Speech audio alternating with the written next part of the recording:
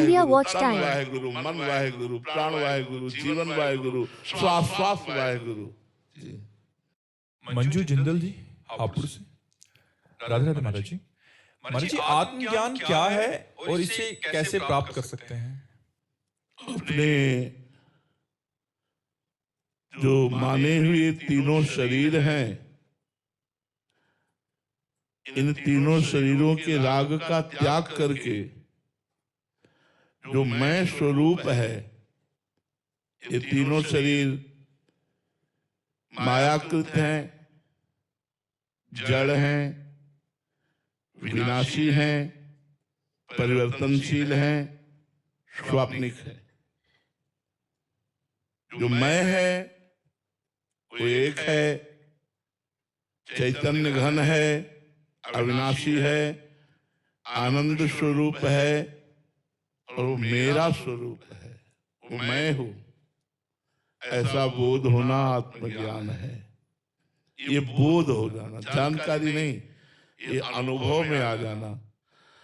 स्थूल शरीर स्वप्नावस्था में जब हम जाते हैं तो विस्मृत हो जाता है कि स्थूल शरीर है क्या, सैया में पड़ा हुआ।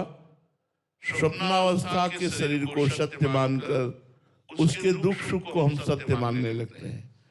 जब जागृत अवस्था में आते हैं तो स्वप्न अवस्था का शरीर मिथ्या, उसके सुख दुख मिथ्या। जब स्वप्नावस्था में होते हैं तो जागृत शरीर मिथ्या, उसका सुख दुख मिथ्या।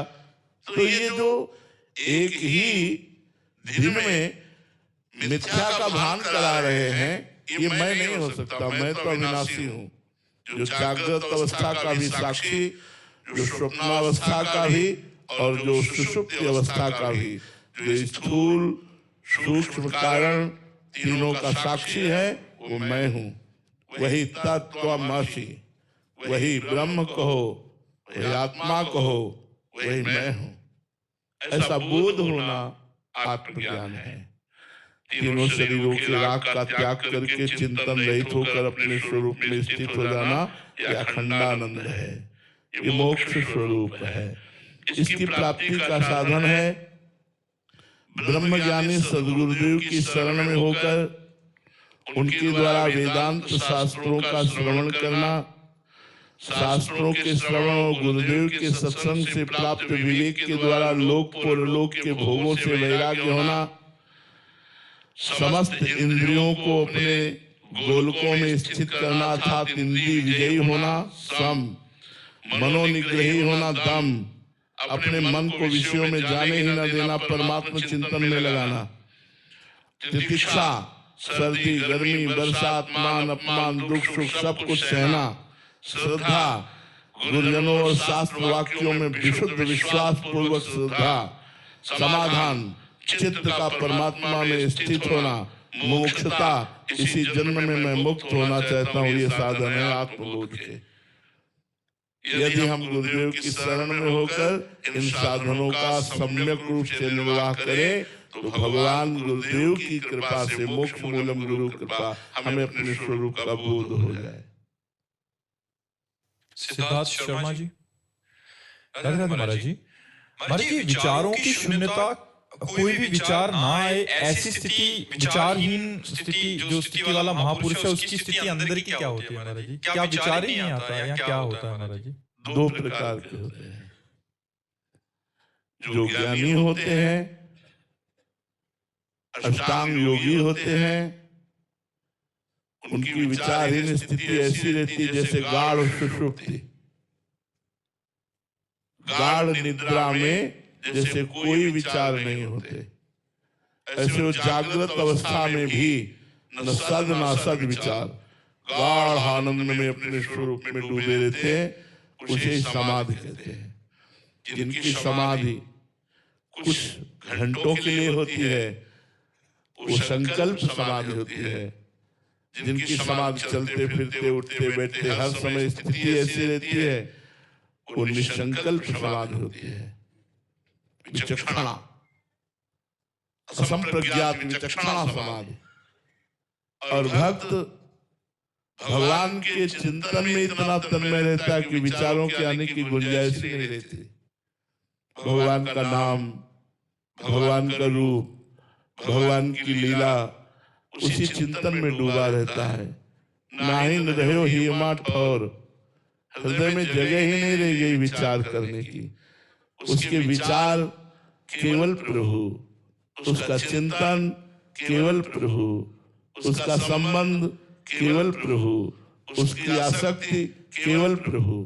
तो वो निरंतर भगवत विचार में डूबा हुआ सांसारिक विचारों से रहित प्रेम को प्राप्त हुआ भक्त महापुरुष होता है। बिल्कुल विचारहीन गाढ़ निद्रा जैसी स्थिति जागृत अवस्था में अपने स्वरूप में स्थित ज्ञानी महापुरुष की आस्थान योगी की होती है। तो हम किसी भी मार्ग का अनुसरण करें, पहले खूब डट के भजन करना होगा, तब ऐसी स्थिति आएगी। खूब गुरु मंत्र का जप, नाम जप, शास्त्रों का स्वाध्याय, पवित्र आहार, संयम, नियम, तब ऐसी स्थिति आती है। प्रतीक गुप्ता जी कानपुर से। धन्यवाद महाराज जी। महाराज की इच्छा क्या है, ये क्यों है और ये कब खत्म होगी? मृत्यु अंत नहीं है। शरीर का भाव दृढ़ होना इच्छाओं की उपज है। मैं पुरुष हूं, मैं स्त्री हूं, ये देह भाव ही समस्त इच्छाओं को प्रकट करता है। देह भाव नष्ट हो जाए, इच्छा नष्ट हो जाएगी। देह शुद्धि विस्मरण हो जाए, भगवदानंद में डूब जाओगे। सारी साधना देह भाव मिटाने की है। ये देहाभिमान जो पुष्ट हो गया है, इसी देहाभिमान में ही सारी इच्छाएं है। जब अपने को हमने पुरुष मान लिया, स्त्री मान लिया, तो 5 ज्ञानेंद्रिय, 5 कर्मेंद्रिय और मन ये तमाशा बना दिए हमारा। हमें ये देखना है, हमें ये सुनना है, हमें ये खाना है, हमें ये भोगना है, हमें ये चखना है, हमें ये छूना है, हमें इसी में फंसा दिया। इच्छाएं किसकी प्रकट हो रही? भोगों की प्रकट हो रही। जो धन की इच्छा है, धन इसलिए कि उससे भोग मिलते हैं। अगर भोग न मिलते हो तो धन की कोई इच्छा ना हो।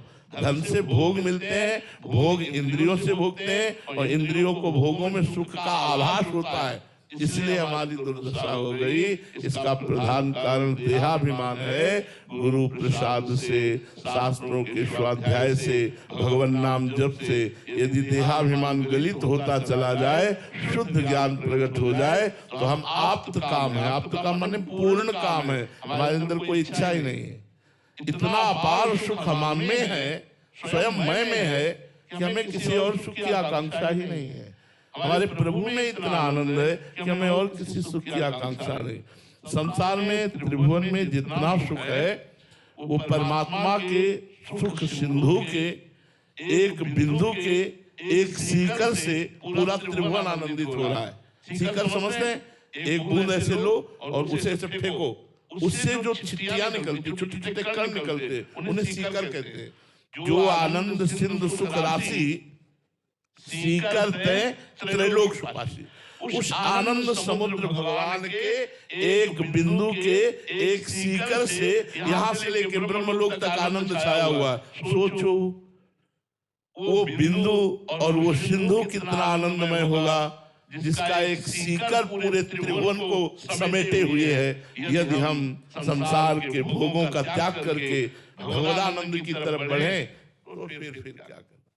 तभी तो जब वो आनंद प्राप्त होता है, तो भक्त बोल उठता है, न पारमेष्ठ्यम न महेंद्रनिष्ठ्यम न सार्वभौमम न रसाधिपत्यम न योग सिद्धिर न पुनर्भवम।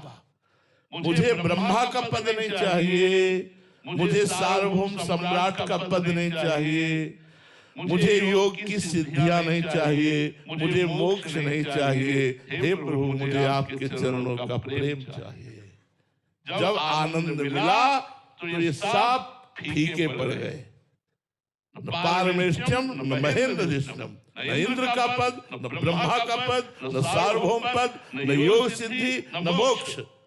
मुझे आप चाहिए, आप चाहिए। क्यों? इतना आनंद मिला, सब फीके पड़ गए। तो जब तक हमारा शरीराभिमान है और अपनी इंद्रियों से विषयों को भोगने में सुखाभास में लगे हुए हैं, सुखाभास इसे कहते हैं। थोड़ा शब्दावली रुचिकर है। एक कुत्ता सूखी हड्डी को लेता है, दूसरे कुत्तों को देखकर सोचता है कहीं मेरा स्वादिष्ट आहार छीन न ले, भाग के जाता है और एकांत में उस हड्डी को खाने की चेष्टा करता है। उसके गलफरों से खून उस हड्डी में दिखाई देता है। वो समझता है इस हड्डी में रस है, बार बार उस हड्डी को, बस यही दशा है।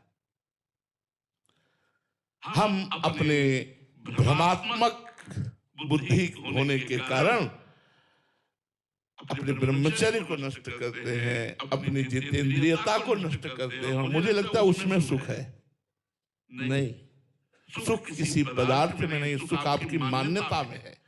ध्यायतो विषयान् पुंसास् संगास्ते सुपजायते, संगास संजायते कामा, कामात् क्रोधो विजायते, क्रोधात् भवति सम्मोहा, सम्मोहा स्मृति विभ्रमा, स्मृति भ्रंशात् बुद्धिनाशो, बुद्धिनाशात् विनश्यति। विषयों का ध्यान अगर ना हो और फिर विषय को भुगाया जाए, अगर उसमें सुख की अनुभूति हो तो मुझे बता दो। पहले विषय ध्यायतो विषयान् पुंसान् संगास्ते सुपजायते, आसक्ति तब प्रकट होती जब उसका चिंतन करते हैं, और चिंतन करके जब आसक्ति से युक्त होते हैं फिर मिलता है जब वो विषय, तो मुझे सुखानुभूति होती है। अन्यथा उनमें सुख नहीं है, सुख आपकी आसक्ति में है, आपके चिंतन में है। नहीं तो किसी व्यक्ति को तय कर दिया जाए आज शाम के 4 बजे फांसी की सजा होगी और छूट दे दी जाए, जो चाहो भोगो, और एक डायरी ले लो, फिर हमें लिख के बताओ किसमें तुम्हें सुख मिला। क्या उसको किसी में सुख मिलेगा? अनुमान करके देखो, वो जिस भोग की तरफ देखेगा तो उसे फांसी का फंदा नजर आएगा कि 4 बजे फांसी। अब उसका चिंतन विषय का नहीं बन पाएगा, इसलिए किसी भी विषय में सुख नहीं मिलेगा। विषय में सुख होता तो उसको मिलता, उसका चिंतन फंस गया कि 4 बजे फांसी की सजा होगी। विश्व का कोई भी सुख उसे सुखी नहीं कर सकता। उसको यहां तक रुपयों से लाद दिया जाए तो कहेगा क्या 4 बजे तो फांसी था। बात समझो, चिंतन अगर हमारा भगवत चिंतन है तो विषय नीरस है, इनमें सुख नहीं है, पूरा जीवन भोगते हो गया, किसी के हाथ नहीं लगा। तो हमारी इच्छाओं का मूल कारण देहाभिमान है, अहंकार है। अगर ये अहंकार गुरु कृपा से, संत कृपा से भगवान के चरणों में समर्पित हो जाए या ज्ञान के द्वारा ये नष्ट हो जाए तो इच्छाएं खत्म हो जाए, इच्छा ही न जागृत होगी। इच्छा ही न, जैसे भूमि के बिना बीज नहीं उदय होता, ऐसे अहंकार के बिना इच्छा नहीं होती। देहाभिमान ही वो भूमि है जिसमें इच्छाओं की चाहत प्रकट होती है। मुझे ये भोगना है, मुझे ये देखना है, मुझे सुनना है, मुझे ये बनना है, मुझे ये पाना है, वो पाना है, ये किया वो किया। अहंकार विमूढ़ात्मा करता हमें मंदिर, मैंने ये किया, मैं करूंगा, ये भोगा, ये भोगूंगा, इसी में पूरा जीवन नष्ट हो जाता है। माही कौर जी गुरुग्राम से। राधे राधे महाराज जी। महाराज जी, संतों के दर्शन की बहुत महिमा शास्त्रों में कही गई है। महाराज जी, संत दर्शन से क्या मुक्ति संभव है? केवल केवल केवल फिर संत दर्शन होने चाहिए और दर्शन नहीं होना चाहिए। आओ इस बात में आओ। जैसे अपने गुरु को माना मेरे गुरुदेव, फिर अखंड मंडलाकारम व्याप्तमेन चराचरम, चराचर में मेरे गुरुदेव व्याप्त मोक्ष को प्राप्त हो जाओगे। एक को मानकर अनेक में, अनेक को मानकर एक में, चाहे जिसको मान लो, चाहे भगवान को मानो या संत को मानो या गुरु को मानो, ये सिद्धांत लाना पड़ेगा। यो माम पश्यति सर्वत्र सर्वं तमयि पश्यति तस्याहं न प्रणश्यामि सच में न प्रणश्यति। सब में वही है और वो एक में है। एक में सब है और सब में एक है। जब तक ये सिद्धांत नहीं तब तक मोक्ष प्राप्त नहीं हो सकता। पाप नष्ट हो जाएंगे, संत दर्श जिम पातक करेंगे। उपदेश का पालन करोगे, परमार्थ में चलोगे, और जब उपदेश किया अक्षरशः पालन करके परिपक्व हो जाओगे, सिद्ध हो जाओगे, तो भगवत प्राप्ति हो जाएगी। ये सिद्धावस्था है। एक में अनेक को देखना और अनेक में एक को देखना। यो माम पश्यति सर्वत्र सर्वं च मयि पश्यति। सबको मेरे में, मेरे को सब में जो देखे, अब वो चाहे गुरु मान लो, चाहे इष्ट मान लो, चाहे संत मान लो, बिना इस दर्शन के भगवत प्राप्ति नहीं होती। संत दर्शन का फल क्या है? स्वयं संत बन जाना, वेश मिल जाना, वस्त्र परिवर्तित नहीं होना, साधुता आ जाना। वस्त्र को संत थोड़ी कहते हैं। संत भेष है। संत अगर लक्षण नहीं है तो पाखंड भी तो हो सकता है, दंभ भी तो हो सकता है, नाटक में भी तो हो सकता है। संत लक्षण आने चाहिए। संतों के संग से लक्षण आने लगते हैं। भगवान का निरंतर चिंतन होना, विषयों का त्याग होना, सबसे प्रेम का व्यवहार होना, सबका मंगल सबका कल्याण चाहना, भगवान की लीला कथा में डूबे रहना, परोपकार की दृढ़ भावना हो जाना, मोह रहित हो जाना, ममता रहित हो जाना, संग विजयी हो जाना, निरंतर आत्मस्वरूप में रमण करना, द्वंद्वों पर विजय प्राप्त कर लेना, सुख दुख में समान भाव, ये सब आ जाते हैं। ये संतों के संग से यही संतत्व आ जाता है, साधुता आ जाती है। अगर ये ना आवे तो संत संग का मतलब क्या रहा? नैना शर्मा जी उत्तराखंड से। राधे राधे महाराज जी। गुरुदेव भगवान, मैं बचपन से ऐसे परिवार या समाज के बीच पली बड़ी हूँ जहाँ कुछ अशुभ हो जाने पर किसी से धागा या यंत्र बनवा लेना प्राथमिकता समझते थे, और वही मेरे दिमाग में भरा हुआ है। ऐसे में जोई जोई प्यारो करे सोई मई भावे की स्थिति या मेरे बुद्धि व चित्त में कैसे समाहित होगी महाराज जी? अभी भगवान का आश्रय और भगवान नाम जप, आए हुए सुख दुख को भगवान की सामर्थ्य से भोग करके मुक्तता को प्राप्त हो, ये शास्त्रीय सिद्धांत है। भैया तब लगी कुशल न जीव कहो, सपने हो मन विश्राम, जब लगी भजत न राम कहो, शोक धाम तज काम। जब तक भगवान का भजन नहीं करोगे, धर्म से नहीं चलोगे, अच्छे आचरण नहीं करोगे, तो कोई भी धागा, कोई भी जंतु आपको बचा नहीं पाएगा, आपकी रक्षा नहीं कर पाएगा। और जिसका रखवाला वो है, तो कोई भी अशुभ उसका बिगाड़ नहीं सकता, कुछ नहीं बिगाड़ सकता। पक्का विश्वास करो। सीम की चाप सके को तासु, बड़ रखवार ममा पर जासु। इसलिए भगवान का नाम जप करो, भगवान की लीला कथा सुनो, परोपकार करो, तुम्हारा मंगल होगा, क्योंकि भगवान मंगलमय है। हाँ, भगवान नाम की माला पहनना, ये सब तो भक्ति का स्वरूप है, मुझे और विश्वास नहीं है। भगवान का नाम ही एक ऐसा है, मेरा विश्वास, जो अशुभों का नाश कर देता है। बोले आप अपनी किडनी क्यों ठीक नहीं कर? पक्का ठीक कर लूं, आप ये बात समझ लो, लेकिन मुझे भगवत प्राप्ति नहीं होगी। तो क्या जीवन किडनी के लिए है? जीवन भगवत प्राप्ति के लिए। इसीलिए इसको भोग रहा हूं, और भगवान के बल से मैं कोई परेशान नहीं हूं। आप देख रहे हो सुबह से हमारी दिनचर्या चल रही, और इसको भोग करके चाहे सड़ जाए तो भी मुझे इसकी कोई परवाह नहीं। ये बेपरवाही भगवान के बल से आई है, और मुझे भगवान प्राप्त करना, इस नाशवान शरीर को ठीक नहीं करना। भगवान के विधान से अलग सोचना, फिर वो अपनी तपस्या, अपने भजन, अपनी साधना को बेचना है। इसलिए महापुरुषों के साथ भारी से भारी कष्ट दिया गया, लेकिन उन्होंने अपनी शक्ति का प्रयोग नहीं किया। यही कहा, तेरा किया मीठा लागे, जोई जोई प्यारो करे सोई मोहि भावे। भगवान का ही भजन एकमात्र रक्षा करने वाला है, दूसरा कुछ नहीं है, हमारा विश्वास है। आप लोग देख लो करके। एक आदमी हमने देखा कई छल्ले पहने थे, हमने कहा ये क्या? बोले घोड़े की नाल की अंगूठी। ऐसे उनका इससे क्या होगा? बोले शनि का प्रभाव नहीं होगा। घोड़े पर तो प्रभाव नहीं पड़ा, कुंतलों लाद के रोड में दौड़ता रहता है, और उसकी तुम्हारे नाल पहनने से तुम्हारे भाग्य खुल जाएंगे। क्या दिमाग? अरे राम राम बोल, कृष्ण कृष्ण बोल, हरि हरि बोल, राधा राधा बोल, तेरा भाग्य बदल जाएगा। घोड़े की नाल की अंगूठी पहनने से नहीं होने वाला। प्रियंका सिंह जी वाराणसी से। राधे राधे महाराज जी। ऐसा कहा जाता है कि अगर किसी संत या महापुरुष से मिलने जाएं तो खाली हाथ नहीं जाना चाहिए, परंतु अगर वो स्वीकार ना करें या उनको किसी चीज की आवश्यकता। तो खाली हाथ का मतलब क्या? रुपया, सेव, संतरा, फल फ्रूट, आप समझते हो क्या? नहीं। हमारे प्रभु कहते, भाव का भूखा हूं मैं, और भाव ही एक सार है। भाव से मुझको भजे तो भव से बेड़ा पार है।